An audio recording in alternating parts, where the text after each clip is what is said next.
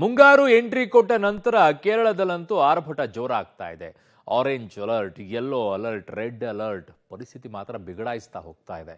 ದೇಶದ ಹಲವು ರಾಜ್ಯಗಳಲ್ಲೂ ಕೂಡ ಮಳೆ ಭಯಂಕರವಾಗಿ ಬರುತ್ತೆ ಅನ್ನೋ ಎಚ್ಚರಿಕೆಯನ್ನ ಕೊಡ್ತಾ ಇದ್ದಾರೆ.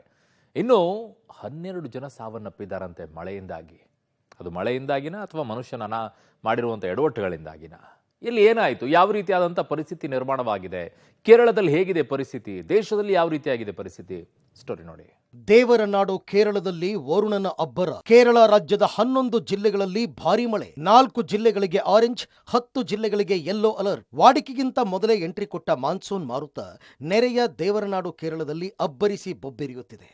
ಕೇರಳದಲ್ಲಿ ನಿರಂತರವಾಗಿ ಧಾರಾಕಾರ ಮಳೆಯಾಗ್ತಾ ಇದೆ. ಕೇರಳದ ಜಿಲ್ಲೆಗಳಲ್ಲಿಯೂ ನಿರಂತರ ಭಾರೀ ಮಳೆ ಆಗ್ತಾ ಇದೆ.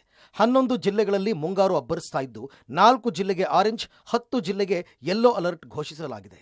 ಕಾಸರಗೋಡು ಜಿಲ್ಲೆಯ ಉತ್ತರ ಭಾಗ ಮತ್ತು ಕಣ್ಣೂರಿನ ಅನೇಕ ಸ್ಥಳಗಳಲ್ಲಿ ಭಾರಿ ಮಳೆಯಿಂದಾಗಿ ಪ್ರವಾಹ ಪರಿಸ್ಥಿತಿ ಎದುರಾಗಿದೆ. ಕಣ್ಣೂರು ಜಿಲ್ಲೆಯ ತಗ್ಗು ಪ್ರದೇಶಗಳು ನೀರಿನಲ್ಲಿ ಮುಳುಗಿದ್ದು ಸ್ಥಳೀಯ ನಿವಾಸಿಗಳನ್ನು ವಿವಿಧ ಸುರಕ್ಷಿತ ಸ್ಥಳಗಳಿಗೆ ಸ್ಥಳಾಂತರ ಮಾಡಲಾಗ್ತಾ ಇದೆ.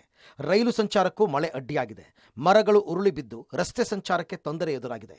ಕೊಲ್ಲಂ, ಕೊಟ್ಟಾಯಂ ಮತ್ತು ಇಡುಕ್ಕಿ ಜಿಲ್ಲೆಗಳಲ್ಲಿನ ಶಾಲೆಗಳಿಗೆ ಇಂದು ಸಹ ರಜೆ ಘೋಷಿಸಿದ್ದು ಮುಂದಿನ ದಿನಗಳಲ್ಲಿ ಭಾರಿ ಮಳೆಯಾದರೆ ಶಾಲೆಗಳಿಗೆ ರಜೆ ಕೂಡ ಮುಂದುವರಿಯಲಿದೆ. ಕೇರಳದಲ್ಲಿ ಮುಂಗಾರು ಮಳೆ ಆರ್ಭಟ. ಮೇನಲ್ಲೇ ಕಬಿನಿ ಡ್ಯಾಂ ಬಹುತೇಕ ಕೇರಳ ಹಾಗೂ ಕಾವೇರಿ ಕೊಳ್ಳದಲ್ಲಿ ಪೂರ್ವ ಮುಂಗಾರು ಮಳೆ ಅಬ್ಬರದಿಂದ ಮೈಸೂರಿನ ಎಚ್ಡಿ ಕೋಟೆಯ ಬೀಚನಹಳ್ಳಿಯಲ್ಲಿರುವ ಕಬಿನಿ ಜಲಾಶಯ ಕೇವಲ 10 ದಿನದಲ್ಲಿ ಭರ್ತಿಯ ಹಂತಕ್ಕೆ ಬಂದಿದೆ. ಕೇರಳದ ವೈನಾಡಿನಲ್ಲಿ ಉತ್ತಮ ಮಳೆ ಹಿನ್ನೆಲೆಯಲ್ಲಿ ಜಲಾಶಯಕ್ಕೆ ಬರುವ ಒಳಹರಿವಿನ ಪ್ರಮಾಣ ಮತ್ತಷ್ಟು ಹೆಚ್ಚಳವಾಗುವ ಸಾಧ್ಯತೆ ಇದೆ. ಸದ್ಯ ಜಲಾಶಯಕ್ಕೆ 18,018 ಕ್ಯೂಸೆಕ್ ಒಳಹರಿವು ಇದ್ದು ಮುಂಜಾಗ್ರತಾ ಕ್ರಮವಾಗಿ 4 ಕ್ರಸ್ಟ್ ಗೇಟ್ಗಳ ಮೂಲಕ ಕಬಿನಿ ಡ್ಯಾಂನಿಂದ 8,000 ಕ್ಯೂಸೆಕ್ ನೀರನ್ನು ಬಿಡುಗಡೆ ಮಾಡಲಾಗಿದೆ. ಒಟ್ಟು 2,284 ಅಡಿ ಸಾಮರ್ಥ್ಯದ ಜಲಾಶಯದಲ್ಲಿ ಈಗ 2,280 ಅಡಿ ನೀರು ಸಂಗ್ರಹವಾಗಿದೆ. ಕಾವೇರಿ ಕೊಳದಲ್ಲಿ ಪೂರ್ವ ಮುಂಗಾರಿನ ಸಂತಸ ಜೋರಾಗಿದೆ. ಮೈಸೂರಿನ ಎಚ್ಡಿ ಕೋಟೆಯಲ್ಲಿರುವಂತಹ ಕಬಿನಿ ಜಲಾಶಯ ಬಹುತೇಕ ಭರ್ತಿಯಾಗಿದೆ. ಹೆಚ್ಚು ಕಡಿಮೆ 8 ದಿನದಲ್ಲೇ ಇಡೀ ಡ್ಯಾಮ್ ಭರ್ತಿಯಾಗ್ತಾ ಇರುವಂಥದ್ದು ತಾವೀಗ ಗಮನಿಸ್ತಾ ಇದ್ದೀರಿ. ಇದು ಕಬಿನಿ ಜಲಾಶಯದಲ್ಲಿ ಸಂಗ್ರಹವಾಗಿರುವಂತಹ ನೀರಿನ ಪ್ರಮಾಣ. ಒಟ್ಟು ಕಬಿನಿ ಜಲಾಶಯ ಒಟ್ಟು 84 ಅಡಿಗಳಿದೆ. ಇವತ್ತು 80 ಅಡಿಗಳಷ್ಟು ಕಬಿನಿ ಜಲಾಶಯದಲ್ಲಿ ನೀರು ಭರ್ತಿಯಾಗಿರುವಂಥದ್ದು. ಜಲಾಶಯಕ್ಕೆ ಒಳಹರಿವು ಕೂಡ ದಿನದಿನಕ್ಕೂ ಕೂಡ ಹೆಚ್ಚಾಗ್ತಾ ಇದೆ. ಇವತ್ತು ಒಟ್ಟು 18,000 ಕ್ಯೂಸೆಕ್ಸ್ನಷ್ಟು ನೀರು ಒಳ ಬರ್ತಾ ಇದೆ. ಹೀಗಾಗಿ ಡ್ಯಾಮಿನ ಭದ್ರತೆಯ ದೃಷ್ಟಿಯಿಂದಾಗಿ ಒಟ್ಟು 8,000 ಕ್ಯೂಸೆಕ್ಸ್ ನೀರನ್ನು ಹೊರಗಡೆ ಬಿಡಲಾಗ್ತಾ ಇದೆ. ಒಂದು ವೇಳೆ ನೀರನ್ನು ಹೊರಗಡೆ ಬಿಡದೇ ಇದ್ದಿದ್ರೆ ಇಷ್ಟೊತ್ತಿಗಾಗಲೇ ಸಂಪೂರ್ಣವಾಗಿ ಡ್ಯಾಮ್ ಭರ್ತಿ ಆಗ್ತಾ ಇತ್ತು.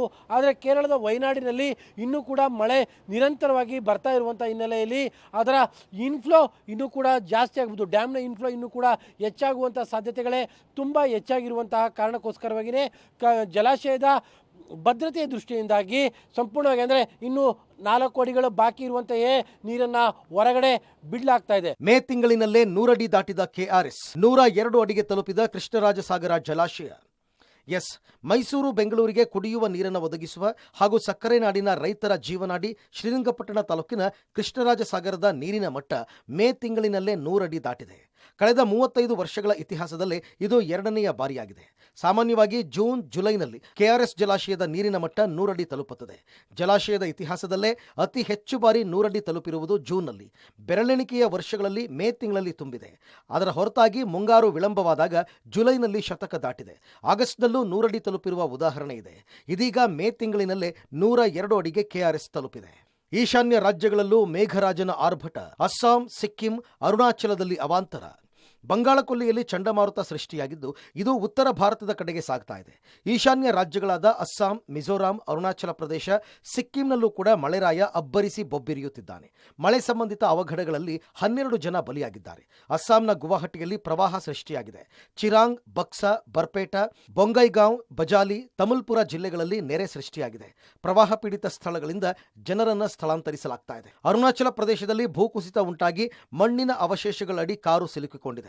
ಪರಿಣಾಮ ಕಾರಿನಲ್ಲಿದ್ದ 7 ಜನ ಅಸುನೀಗಿದ್ದಾರೆ. ಅಸ್ಸಾಂನ ಬೋಂಡಾ ಪ್ರದೇಶದಲ್ಲಿ ಭೂಕುಸಿತಕ್ಕೆ 3 ಬಲಿಯಾಗಿದ್ದಾರೆ. ಮಿಜೋರಾಂನಲ್ಲಿಯೂ ಮಳೆ ಅವಾಂತರವಾಗಿದೆ. ಒಟ್ನಲ್ಲಿ ಕೇರಳದಿಂದ ಈಶಾನ್ಯ ರಾಜ್ಯದವರೆಗೂ ವರುಣ ಆರ್ಭಟಿಸುತ್ತಿದ್ದಾನೆ.